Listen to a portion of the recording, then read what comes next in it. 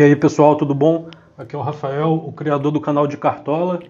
E nesse vídeo eu vou estar trazendo a análise aí de cada jogo da primeira rodada. E também vou mostrar o meu time atualizado, o principal atualizado. E também o time valorização e o bom e barato. Bom, então a primeira partida é São Paulo e Botafogo. O São Paulo joga em casa, eu acho que ele é um pouco favorito aí para esse jogo. O São Paulo foi vice do Paulistão e, para quem não se lembra, ele foi eliminado aí na pré-Libertadores para o Tajeres. Já pelo lado do Botafogo, começou muito mal a temporada, sendo quinto na Taça Guanabara, ficando atrás aí de equipes como o Resende, o Bangu, e se eu não me engano o outro foi o Boa Vista. Na Taça Rio foi a mesma coisa, eu acho que ficou em quarto, ficando atrás de Flamengo, Bangu e Cabo Friense. Na classificação geral aí do Carioca ficou lá para a oitava ou nona posição, ficando atrás de todos esses que eu já disse, além de Vasco, Fluminense e, se eu não me engano, Volta Redonda também. Na Copa do Brasil foi eliminado na terceira fase aí para o Juventude, então eu acho que o momento do Botafogo não é dos melhores. E se fosse para escalar uma ou outra peça aí do Botafogo, talvez aí o Eric no ataque, ou o João Paulo no meio. E só. Eu acho que basicamente ninguém da zaga, até porque o melhor defensor do Botafogo aí, que é o Gatito, tá bem caro, tá, se eu não me engano, 14 cartoletas. E pelo lado do São Paulo aí, o Thiago Volpi pode ser uma boa, ele é um goleiro que faz umas defesas bem plásticas, né? E no ataque aí com o Alexandre Pato, eu acho que ninguém mais da defesa ali do São Paulo seja uma boa e nem do meio também. Eu acho que o ataque com o Alexandre Pato e talvez o goleiro aí, o Volpi, sejam as melhores opções. Vou falar também um pouco aqui do Antony, que ele tá bem visado aí, né? Eu não vou escalar o Antony.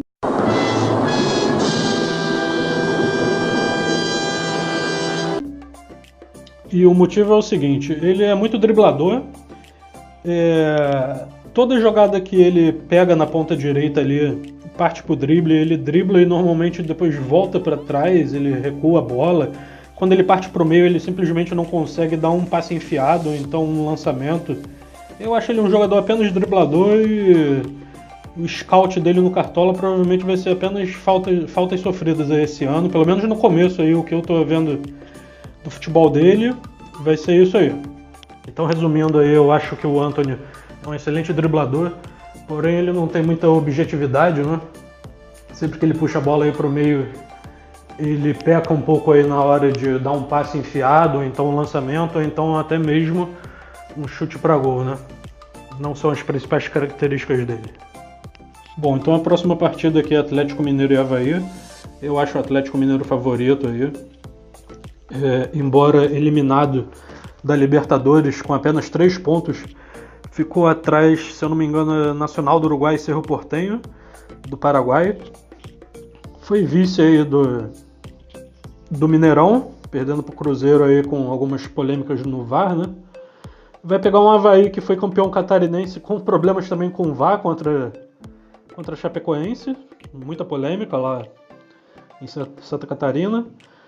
E foi eliminado na terceira fase pro Vasco aí da Copa do Brasil. Bom, pelo lado do Atlético Mineiro eu indicaria o Guga, talvez o Vitor aí, goleiro, mas ele é um pouco caro, então o Guga, lateral direito, está apresentando aí um bom futebol, cruza com as duas pernas, não tem tempo ruim para ele é lateral direito, mas não tem tempo ruim para ele aí se pintar alguma jogada de esquerda. No meio talvez o Elias, embora eu acho ele um pouco salgado aí, se ele fosse um pouquinho mais barato, tipo 8 cartoletas, daria para apostar no Elias aí, mas 10 cartoletas está um pouco caro. E no ataque o Xará por 9 cartoletas eu acho que é a melhor opção. O Ricardo Oliveira é muito caro, 15 cartoletas. E o Xará ele joga pelos lados, né, tanto pela direita quanto para a esquerda. Ele é veloz, dribla em velocidade, dá alguns passes em profundidade também, então o Xará eu acho a melhor opção. Já pelo lado do Avaí, talvez aí o João Paulo meia. Todas as opções do Avaí são um pouco mais baratas, né? O João Paulo custa 5 cartoletas. Ele é meia e ponta esquerda. É um jogador aí um pouco mais avançado aí do Avaí. E o Pedro Castro, que é o volante, Se não me engano, ele tem aí uns 3 ou 4 gols já no ano, custa só 4 cartoletas. E o Getúlio, que vai ser o centroavante, né? Sabemos aí que o miolo de zaga do Atlético Mineiro dá umas vaciladas de vez em quando. Os jogadores passam com facilidade aí pelas costas do Maidana e do Léo Silva, né? Então talvez o Getúlio aí, como centroavante, possa ser uma boa pelo lado do Avaí também. Próxima partida é a Chapecoense Internacional. A Chape foi vice do Catarinense. Foi eliminado na Copa do Brasil aí pro Corinthians por 2-0 em São Paulo. Ganhou o primeiro jogo em casa por 1-0, mas perdeu a volta por 2-0. Na Sul-Americana foi eliminado logo na primeira fase por um time chileno que eu não me recordo muito o nome. Era União La Calera, se eu não me engano. Foram 2 empates, né? Parece que foi eliminado aí pelo gol dentro de casa que tomou. Vai pegar o Inter, que também foi vice do Gauchão. Na Copa do Brasil não tem o que falar, ele é pré-classificado, né? Ele está entre os 11 times ali pré-classificados. Na Libertadores está em primeiro do grupo, se eu bem me lembro, está em primeiro do grupo. Então, talvez... só que historicamente o Internacional não se dá bem aí contra a Chapecoense em Santa Catarina, na Arena Condá, né? Eu apontaria aí um jogo bem equilibrado. Talvez aí um empate em 1-1, empate com gols aí em 1-1 ou 2-2. Bom, é um jogo de difícil previsão, né? Pelo lado da Chape, eu colocaria talvez o goleiro, porque é bem barato aí, 2 cartoletas, o Tiepo. E ele possa fazer algumas boas defesas. No meio, talvez o Regis, aí ele é canhoto, cobra falta, bate escanteio, joga de meia, joga de ponta direita também, ele corta pro meio e chuta gol, fez um golaço aí um dia desses batendo de fora da área. E talvez o Ailon também no ataque, custando 5 cartoletas, aí ele joga pelas pontas, normalmente está caindo pela ponta esquerda, talvez seja uma boa opção aí pela Chape. Já pelo lado do Internacional, o Moledo, que é um bom zagueiro e está barato aí. O Patrick Meia, que está custando 9 cartoletas, eu acho que pode ser uma boa arriscar nele aí, ele rouba bolas, ele bate a gol, dá alguma assistência. E o outro jogador do Internacional aí, eu apostaria no Edenilson, bem mais caro, ele tá 11 cartoletas, mas é o que dá para apostar aí no Inter, seria talvez o Edenilson também. Ele ficou tão caro assim por ter feito aí um final de cartola o ano passado bom, né? Dava algumas assistências, aparecia bastante no ataque, então fica aí o outro jogador sendo o Edenilson, na minha opinião. Bom, pessoal, o próximo jogo aqui é Flamengo e Cruzeiro. Esse talvez seja o jogo mais difícil aí de fazer qualquer tipo de previsão, né? O Flamengo vem de título carioca em cima do Vasco. O Cruzeiro vem de título mineiro em cima do Atlético Mineiro. Já na Libertadores aí o Flamengo perdeu para a LDU por 2-1, enquanto o Cruzeiro já se classificou, se eu não me engano, com 5 vitórias, né? Bom, favorito eu acho que não tem, vai ser um jogo equilibrado. Estão dizendo aí que talvez o Flamengo vá com algumas reservas, mas mesmo o Flamengo indo com as reservas é um time bem difícil de ser batido, ainda mais em casa. Então do Flamengo aí talvez eu arriscaria no Diego Alves, o goleiro, que está bem barato, só 5 cartoletas, e fez uma defesaça aí na final contra o Vasco aí num chute de primeira aí de um desvio do Maxi Lopes. Bom, então seria o Diego Alves, talvez aí o Coellar. O Coellar é o volante aí, tá 8 cartoletas e muito bom volante, rouba bastante bola, só que ele não é muito de chegar ao ataque. Para escalar o Coellar tem que ter ciência de que ele só vai pontuar mesmo roubando bolas e talvez sofrendo faltas. Muito difícil ele dar uma assistência ou fazer um gol, até mesmo dar um chute de longa distância ali pro gol, é difícil ele aparecer no ataque. E o outro seria o Bruno Henrique, que é o atacante aí, se eu não me engano foi artilheiro do Carioca. Tá custando 10 cartoletas, ele é um pouco mais salgado, mas vale a pena aí. O Bruno Henrique é um ponta ali, às vezes joga de segundo atacante também, às vezes até de centroavante, mas é mais provável, é a melhor posição em que em que ele joga na ponta, principalmente ali na ponta esquerda, cortando para o meio para chutar. Então talvez valha a pena investir as 10 cartoletas aí no Bruno Henrique. Quanto ao Cruzeiro, que até onde eu saiba o Cruzeiro vem titular, totalmente titular. Tem alguma dúvida ali, parece, na lateral esquerda entre o Egídio e o Dodô, mas parece que é uma das poucas dúvidas aí do Mano, embora o Mano Menezes ele costume revelar a escalação apenas próximo ao jogo, né? Mas então pelo lado do Cruzeiro eu poderia dizer que o Rodriguinho, que está barato, ele é meia, ele não é muito ladrão de bolas, ele pode até roubar uma bola ou outra, mas não é a característica dele. Ele é mais criador de jogadas e definidor de jogadas, então a pontuação dele aí, o scout dele vai ser basicamente em sofrer faltas, chutes a gol, talvez um gol aí, talvez uma assistência. O outro seria o Marquinhos Gabriel, que também é meia, tá chegando bem aí no ataque aí do Cruzeiro em vários jogos, tabelando e tal, fazendo tabelas aí com se eu não me engano ele fez uma tabela aí, foi com o Fred no último jogo que ele até marcou, ou penúltimo jogo. E por último o próprio Fred, né, que é centroavante, está custando também um pouco mais salgado aí, 10 cartoletas, mas eu acho que jogadores com muita qualidade, até umas 11 cartoletas ainda está valendo a pena. A partir de 11 ele começa a ficar muito salgado. Não vale a pena mesmo, talvez aí um Everton do Grêmio, mas até umas 11 cartoletas está valendo a pena. Então o Fred está custando 10 cartoletas, vale a pena, ele é um centroavante ali que ele depende de fazer gol ou dar assistência, né? Fazer ali um pivô, alguma coisa do tipo, mas pode ser que ele faça 2 ou 3 gols em uma partida apenas, né? Então fica aí a dica do Flamengo e do Cruzeiro. Bom, a próxima partida é Grêmio e Santos. O Grêmio ele foi campeão gaúcho, né? Nos pênaltis contra o Inter. Tá meio complicada a situação do Grêmio aí na Libertadores. Ele está, se não me engano, em segundo colocado, empatado com a Universidade Católica, enquanto o Libertad do Paraguai já disparou lá na frente com 12 pontos. Eu acho que o Grêmio e a Universidade Católica têm 7. Segundo e terceiro, aí, respectivamente, né? Enquanto o Santos foi eliminado na semifinal pelo campeão Corinthians, no Paulista, e conseguiu a classificação para as oitavas aí dentro da casa do Vasco aí, na Copa do Brasil. Bom, pelo lado do Grêmio eu escalaria aí talvez o Jeromel, excelente zagueiro aí, custando 10 cartoletas. Se não sofrer gol para o Santos, que é bem provável que não sofra, eu acho bem difícil o Santos marcar um gol no Grêmio aí no Sul, né? Então, uma das melhores opções pode ser o Jeromel. A outra opção é o Leonardo, também na parte defensiva, ali o lateral direito, né, do Grêmio. Ele está custando um pouco mais barato, aí 7 cartoletas. Ele pode apoiar, pode dar alguns chutes a gol, pode fazer alguma coisa no ataque aí também.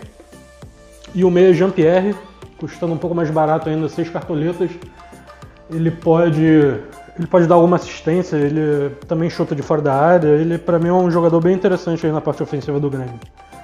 Do lado do Santos é difícil apontar alguém, porque até o artilheiro do time, o Jean Mota, ele está custando 12 cartoletas, mas eu tenho que falar dele, né? Aqui, já que ele é o artilheiro do time, então seria o Jean Mota. Talvez aí o Derli Gonzalez, atacante, custando 10 cartoletas, mas particularmente eu não escalaria. E talvez aí também o Pituca, né? O Diego Pituca aí no meio, custando 7 cartoletas, pode ser também uma opção válida aí pelo lado do Santos. Mas nessa partida aí, eu acho que o favoritismo é do Grêmio, joga em casa. Normalmente quando o Grêmio joga em casa, amassa os seus adversários, né? Ele domina muito o jogo no meio de campo ali. O Renato Gaúcho treina o time para isso, para ter muita posse no meio de campo ali. E é isso. Bom, próxima partida é Ceará e CSA. O Ceará vem de um vice-estadual aí, onde perdeu os 2 jogos da final para o Fortaleza. Na Copa do Brasil foi eliminado na terceira fase para o Corinthians. E na Copa do Nordeste, o Ceará foi eliminado aí nas quartas de final para o Náutico. Já pelo lado do CSA, aí, ele vem como campeão alagoano, né? Embora tenha jogado muito mal a decisão contra o CRB. Foi campeão. Na Copa do Brasil, caiu na primeira fase para o misto do Mato Grosso. E na Copa do Nordeste também caiu nas quartas de final para o Botafogo da Paraíba. Bom, eu vejo essa partida aqui o Ceará ainda com amplo favoritismo. Eu acho que o Ceará tem um time muito melhor aí, talvez muito mais time aí que o CSA, com várias peças aí podendo ser escaladas no Cartola aí, como o goleiro Richard, o zagueiro Luiz Otávio, o lateral Samuel Xavier, os meias Juninho e Fernando Sobral. Eu acho que mesmo com o Lisca saindo do comando, ainda acho o Ceará jogando dentro de casa bastante favorito diante do CSA, né? Pelo lado do CSA, é um pouco difícil falar de alguém, mas talvez aí o Patrick Fabiano, que é o centroavante.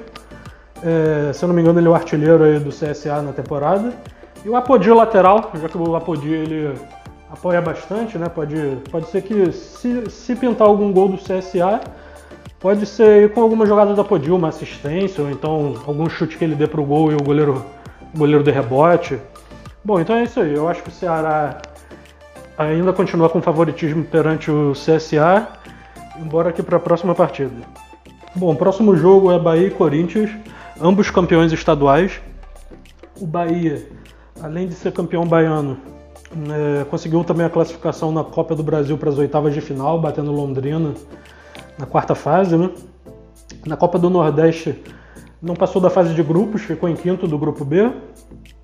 E na Sul-Americana foi eliminado na primeira fase para o Liverpool do Uruguai. Enquanto o Corinthians, além de campeão paulista, também se classificou para as oitavas da Copa do Brasil, aí batendo a Chapecoense, né? Ganhando de 2-0 em São Paulo. E também conseguiu classificação para a segunda fase aí da Sul-Americana, batendo o Racing da Argentina. Pelo lado do Bahia, eu colocaria talvez o Xandão, zagueiro, já que está custando apenas 2 cartoletas, é bom para valorizar. No meio de campo ali tem o Ramírez, bom jogador, só que está um pouco mais salgado, aí, custando 11 cartoletas. E no ataque o Arthur Caíque é um pouco mais viável aí que o Gilberto por causa das cartoletas também. Enquanto o Arthur Caíque custa 8 cartoletas e, se eu não me engano, o Gilberto custa 13 ou 14, está bem mais salgado. Já pelo lado do Corinthians, eu acho que seria uma boa talvez apostar aí no Ralf, volante, já que ele está chegando bastante no ataque, né? Ele rouba bolas, chega bastante no ataque, dá alguns chutes de fora da área. Às vezes chega dentro da área também para finalizar. Evoluiu bastante o Ralf aí. O Sornosa é um pouco mais barato, custando 5 cartoletas aí. O Sornosa, eu não acho ele assim um exímio ladrão de bola, mas rouba algumas bolas de vez em quando, mas o principal fundamento dele aí são os passes, né? Ele dá bons lançamentos, de vez em quando passes rasteiros também, então pode pintar uma assistência aí do Sornosa. E uma outra opção seria também o Pedrinho, um meia também, só que esse aí mais habilidoso, tem mais liberdade para chegar no ataque, para finalizar, tanto que ele é um pouco mais caro, 8 cartoletas. 3-0 pro Corinthians! Bom, o próximo confronto que eu vou analisar aqui é Atlético Paranaense e Vasco. O Atlético Paranaense joga na Arena da Baixada, onde é muito difícil de ser batido, né? Além disso, o Atlético Paranaense vem de um título estadual e também de classificação na Libertadores, mesmo perdendo aí por 3-2 para o Jorge Wilstermann. Enquanto isso, o Vasco foi vice do Carioca, perdendo as 2 partidas para o Flamengo. E também foi eliminado para o Santos na Copa do Brasil, na quarta fase. Bom, pelo lado do Atlético Paranaense tem excelentes opções como o goleiro Santos, os laterais Jonathan e Renan Lodi. Além dos laterais também no meio de campo com o Nicão e o Bruno Guimarães podem ser uma boa. Caso o Tomás Andrade vá para o jogo, também é uma excelente opção. E no ataque com o Marco Ruben e o Rony podem ser boas opções também. Já pelo lado do Vasco, eu apostaria no máximo aí, talvez no Maxi Lopes, mas mesmo assim eu também não arriscaria nele, muito difícil colocar ele. Eu acho que o Vasco não fura a defesa do Atlético Paranaense nessa partida. E o lateral esquerdo, que também tem uma certa qualidade aí, que é o Danilo Barcelos, cruza bem, bate algumas faltas, então pelo lado do Vasco talvez apenas essas opções. O Vasco parece que vai até com goleiro reserva também. Eu acho aí que o Vasco pode ser batido facilmente por 2-0 para o Atlético Paranaense. Bem difícil o Vasco fazer um gol nessa partida e muito mais difícil ainda conseguir uma vitória. Bom, aqui na penúltima partida nós temos Palmeiras contra Fortaleza, o atual campeão brasileiro da Série A contra o atual campeão brasileiro da Série B, né? O Palmeiras joga em casa, é favorito, né? Tem um time bem forte. O Palmeiras caiu na semi do Paulista aí pro São Paulo e na Libertadores ganhou nessa semana aí de 4-0 do Melgar do Peru. Enquanto o Fortaleza foi campeão estadual, né? Em cima do Ceará. E chegou, tá aí nas semifinais da Copa do Nordeste, vai jogar contra o Santa Cruz.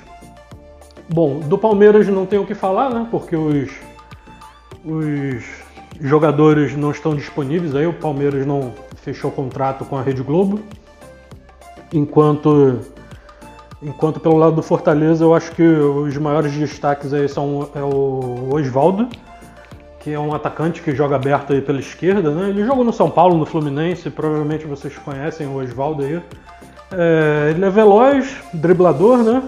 Mais isso, às vezes ele chuta para gol também. Outro aqui que merece talvez um pouco de destaque é o Carlinhos, o lateral esquerdo. Ele jogou no América Mineiro ano passado, fez algumas boas pontuações. Talvez ele faça algumas roubadas de bola nesse jogo aí. Mas para mim o principal nome aí do Fortaleza é o Dodô, meio de campo. Esse Dodô, para mim, ele é muito bom jogador. É um jogador bem técnico. Lança muito bem, tem excelente lançamento. Cobra escanteio muito bem também. Provavelmente, se pintar algum gol do Fortaleza aí, é bem provável que saia dos pés desse Dodô. E no último jogo nós temos Fluminense contra Goiás. O Fluminense jogando em casa. Ele se saiu bem melhor que o Botafogo no Carioca, sendo vice da Taça Guanabara e caindo na semifinal para o Flamengo aí, na Taça Rio e no Campeonato Carioca.